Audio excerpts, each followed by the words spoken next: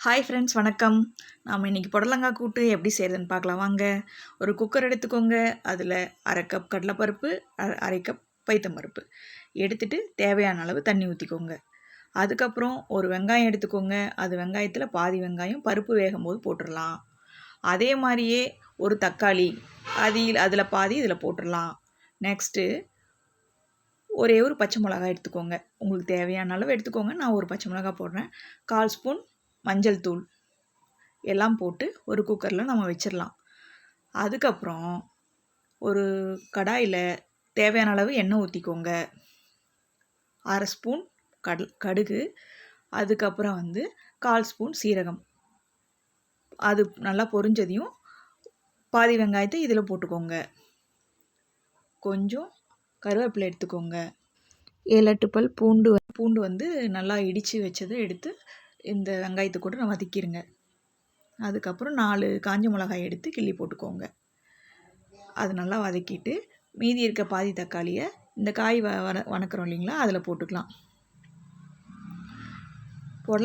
ஒரு புடலங்காய் எடுத்து அதை க்ளீன் பண்ணி தக்காளி வெங்காயத்தோட ஒரு நிமிஷம் இன்னும் கொஞ்சம் வதக்கிக்கோங்க.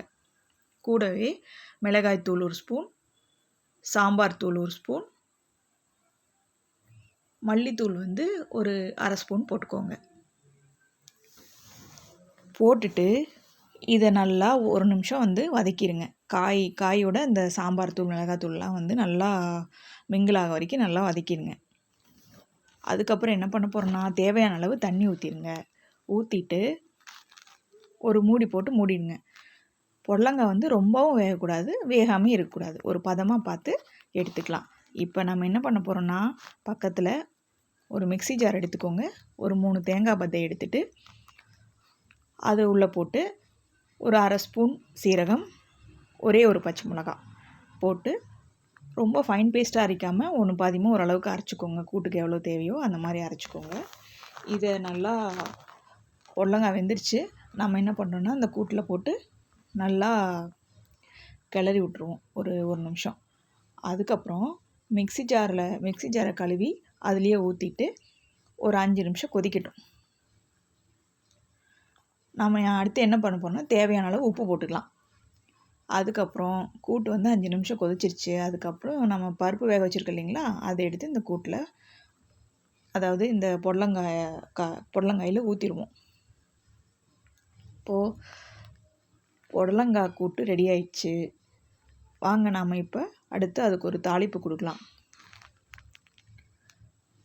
நீங்கள் இதை செஞ்சு பார்த்து உங்களுக்கு பிடிச்சிருந்தா எனக்கு லைக், கமெண்ட், ஷேர் பண்ணுங்கள் ஃப்ரெண்ட்ஸ். வாங்க நெக்ஸ்ட்டு இதுக்கு நாம் தாளிப்பு ஒன்று கொடுத்துடலாம். ஓகேங்களா? வாங்க. இப்போது ஒரு தாளிப்பு கரண்டியில் எண்ணெய் ஊற்றி கடுகு போட்டு ஒரு பூண்டு பல் ஒரு 7-8 பல் போட்டுக்கோங்க. போட்டு பச்சை மிளகாய் இல்லை, கருவேப்பிலை, ஒரே ஒரு காஞ்ச மிளகாய் போட்டு வதக்கிட்டு